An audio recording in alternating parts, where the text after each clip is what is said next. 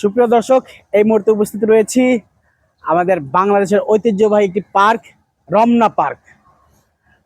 যদিও বলতে পারেন যে রমজান মাসে রমনা পার্কে কি, আসলে রমজান মাসে রমনা পার্কে কিছুই না। রমজান মাসে রমনা পার্কে আজকের 19তম রমজান চলে, মাহে রমজান আজকে 19তম দিন। আজকে চলে আসলাম রমনার যে রেস্টুরেন্ট, সেই রেস্টুরেন্টে চলে আসলাম।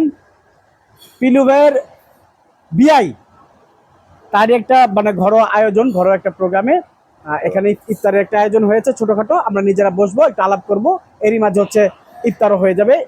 তো আজকে 19তম রমজানে সবাইকে স্বাগত জানাচ্ছি। আমি তারেক হোসেন বাপ্পি, আর আমার সাথে কিন্তু উপস্থিত রয়েছেন ঢাকা জার্নালিস্ট অ্যাসোসিয়েশনের সভাপতি। গতকালকে জাঁকজমকপূর্ণভাবে আলোচনা সভা এবং ইফতারের যিনি আয়োজন করেছিলেন, এই সেই জহিরুল আলম পিলু। পিলু ভাই কেমন আছেন? আছি ভালো, আলহামদুলিল্লাহ। ভালো আছেন না? তো আজকে তো আপনার ইনভাইটে চলে আসলাম। আয়োজন মোটামুটি খুব ভালোই আয়োজন। আপনার কি বিআই কি হয় না, কি হয় কিসের? আমাদের বিআই নবগঞ্জ উপজেলা পরিষদ চেয়ারম্যান এবং ঢাকা জেলা সভাপতি নাসিরুদ্দিন আহমেদ জিলু। নাসিরুদ্দিন আহমেদ জিলু ওনার আগামী উপজেলা পরিষদ নির্বাচন উপলক্ষে একটা আলোচনা সভা করেছেন পারিবারিকভাবে আর কি। আমরা তাহলে একটু পিছন সাইড করে দেখাই। পিছনে কিন্তু এই যে রমনার সেই ঐতিহ্যবাহী পুকুর।